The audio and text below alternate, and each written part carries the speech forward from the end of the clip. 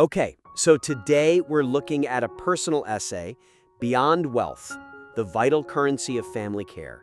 It's about a husband's medical emergency and argues that family support is ultimately more valuable than money. It's a really strong premise. You've got this high stakes, late night crisis, a geriatric injury, a very clear argument. But while the bones of the story are great, the way it's told, the narrative immersion, it just keeps breaking for me. Let's jump right into that, because that's the first thing I noticed. The piece starts with this raw panic, but then it's like the author pulls the emergency brake. Right. I call it the hypothetical other problem. You're deep in this personal story, right? A husband falls, it's the middle of the night, the ambulance is on its way. And then, boom, you get this line. The Michael from the US line. Exactly. I imagined how Michael from the US or Ava from New Zealand might be dealing with such chaos, and it stops the movie. It really does, doesn't it? The screen just goes black. Completely. And suddenly you feel like the authors walked on stage to give a sociology lecture. Who is Ava from New Zealand? I don't care about Ava. I want to know about the husband with the broken leg. I think I can see the impulse behind it, though. It feels like the writer is maybe a little insecure that their own experience is enough. So they try to universalize it by saying, look, this is a global thing. But that's the great paradox of writing, isn't it? You get to the universal by going super, super specific, not by zooming out. By bringing in Mrs. Helen Clark from London later on, the author actually pushes the reader away. It feels academic. Like a thought experiment instead of a memory. Exactly, a thought experiment. Okay, so let's work on a fix. If the goal is to show that panic is universal, how do you do that without inventing these fictional pen pals? You stay in the body. The panic isn't happening to some guy in the US, it's happening to the narrator. So you cut the hypotheticals completely. All right, so let's look at that line. The original is, as I rushed between departments, I imagined how Michael from the US might be dealing with such chaos. Just scrap it.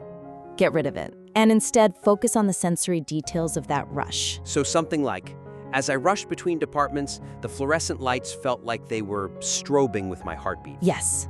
Or, the sound of my husband's groans from down the hall was the only thing I could hear. It just drowned everything else out. See, that works. A racing heart, that feeling of being overwhelmed, that's the universal part. I don't need a New Zealander to tell me that's real. And it keeps the story moving forward. The hypothetical other just puts everything on pause. And this issue of breaking the spell, it kind of bleeds right into the second big problem we found, which is all about the tone. Ah, yes. The British medical comedy moments. Right. So, to set the scene, the husband is in a lot of pain, the author is terrified, it's a huge, life-altering moment. And then, holding the admission forms, the author writes, I felt like a confused character in a British medical comedy. I literally sighed out loud when I read that. Why, specifically? Because it lets all the air out of the balloon way too early. We're supposed to be feeling the tension, Is he going to be okay? And by cracking a joke, the author is basically telling the reader, hey, it's okay, you can relax, this isn't actually that serious. It feels like a shield, a defense mechanism. It is. It's so common in personal essays. The writer feels vulnerable, so they make fun of themselves before anyone else can. They're terrified of being too melodramatic, so they swing the pendulum all the way over into farce. But trauma is melodramatic. That's the whole point. You have to have the courage to just sit in that discomfort, not reach for a punchline. The relief, that lateness, that should be the reward for the reader later. And the rescue in this story is when the son and daughter-in-law show up? Exactly. The tension has to stay high until they walk in. If the narrator is already making jokes while she's alone, their arrival just doesn't land with the same impact. So how do we fix that British comedy line? The author wants to get across that feeling of being clumsy and overwhelmed. So you lean into the physical symptoms of being overwhelmed. Don't tell me it was funny. Show me it was disorienting.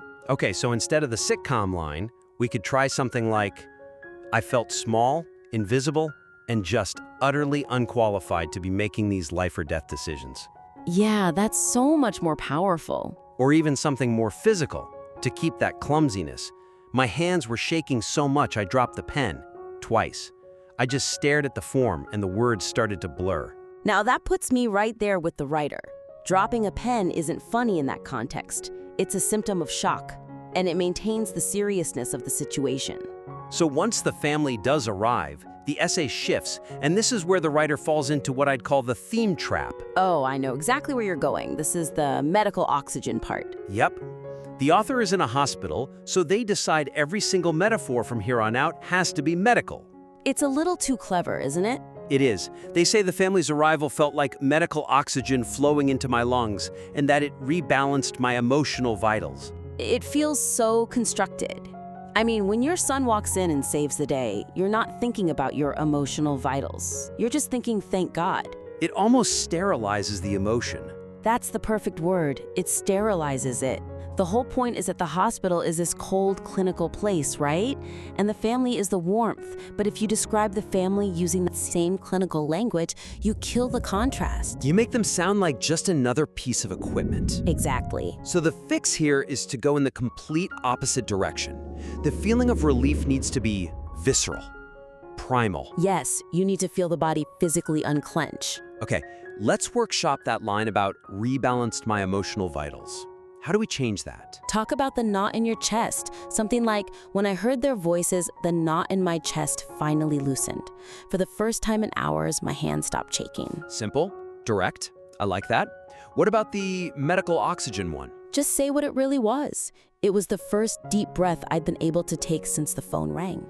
Oh, that's good, because we've all felt that gasp of air when you realize you're not alone anymore. Medical oxygen is an idea. A deep breath is a feeling. And that feeling is what's supposed to sell the main argument of the whole essay, which, brings us to the big one. The money. The money. The whole money versus care debate. And I have to be honest, I think the author really backs themselves into a corner here. They set up this very rigid binary. Money is bad, family is good. The text says no amount of money feels enough, and it sort of implies that having money is totally irrelevant when something like this happens. It's the noble struggle fallacy. Writers sometimes think that if they admit money helped, it somehow makes the emotional part less meaningful. Like you can't have both. Right. But the whole time, we're reading about a private room, special food, anti-slip mats. That stuff costs a lot of money. And if the writer says money doesn't matter, a reader who's maybe struggling to pay their own bills just checks out. You lose their trust. It damages the narrator's credibility, you're right. If I don't believe you about the money, why should I believe you about the love? So how do we fix this? We don't want to make it an essay about finances, but we need to be more honest. I think we need to reframe it. It's not about money being useless, it's about acknowledging that money buys tools, but only family can provide advocacy. It's not money versus family, it's what money can do versus what money can't do. Yes, and that actually makes the family's contribution seem even more important. If you admit what the money did, the things it couldn't do stand out so much more. Exactly. Let's look at the text again. The author writes, I used to believe that money could solve everything. Let's rewrite that, to give money its due, to set up the pivot. How about this? Money got us the ambulance in under 5 minutes. It paid for the best surgeon in the city and the quiet of a private room. But money couldn't hold his hand during the spinal tap. It couldn't translate the fear in his eyes when the doctor started talking in jargon. Wow. Yeah, that gives me chills. Because it's honest. It says, yes, we are lucky to have these things, but even with all of this, we'd be completely lost without each other. It elevates the family's role from just being a replacement for money to transcending it. What about that line near the end? Your bank balance cannot lift you. Well, that's just not true, is it? A bank balance can literally hire people to lift you. Good point. So we rephrase it to be metaphorically true. Money builds the safety net, but family is the hand that pulls you back up. That's a much more mature, more honest conclusion. It respects the reader. Okay, so for our last point, we've established how important the family is, but the author kind of falls into the classic show don't tell trap when describing what they actually did. Right. We're told the son was assertive and attentive. But then we get another one of those comparisons. The text says he approached care the way many American emergency room family advocates do. And we're back to the generalizations again. Why are we comparing him to some hypothetical American advocate? It's a shortcut. And I say this with empathy, but it feels a little lazy. The writer is using a label instead of writing a scene. I don't know what assertive looks like in that hospital. Does he yell? Does he take notes? What does he actually do? And honestly, what is an American emergency room family advocate supposed to even look like? It's such a specific reference, I'm not sure what it's meant to convey. It doesn't matter in the end. What matters is the son. We need to see him in action. We need a scene. Yes. So let's replace that whole line about the American advocate with a specific action. Okay, how about, when the night nurse tried to delay the pain medication, my son just stood at the nurse's station. He wasn't loud, but he put his hands on the counter and politely, firmly, refused to move until the dose was administered. See? Now I see the love, I see the protection. I don't need a label. I have the evidence right there. And we can do the same thing for the daughter-in-law. The text just says she cooked nourishing meals. Which is fine. It's functional. But there's no emotion there. We need to connect the food to the feeling. The easiest way is to contrast the smell of the food with the smell of the hospital. Okay. Amidst the sharp smell of antiseptic, the scent of her homemade broth filled the room. For just a moment, it didn't smell like a trauma ward. It smelled like home. Perfect. That does two things at once. It shows her effort, but more importantly, it shows the effect her effort had on the narrator.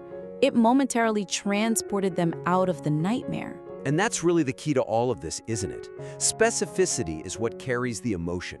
Generalizations are where emotion goes to die. Whether it's cutting Mrs. Clark to focus on the racing heart, or cutting the British comedy to focus on the shaking hands. It all comes down to the writer needing to trust that their own specific story is enough.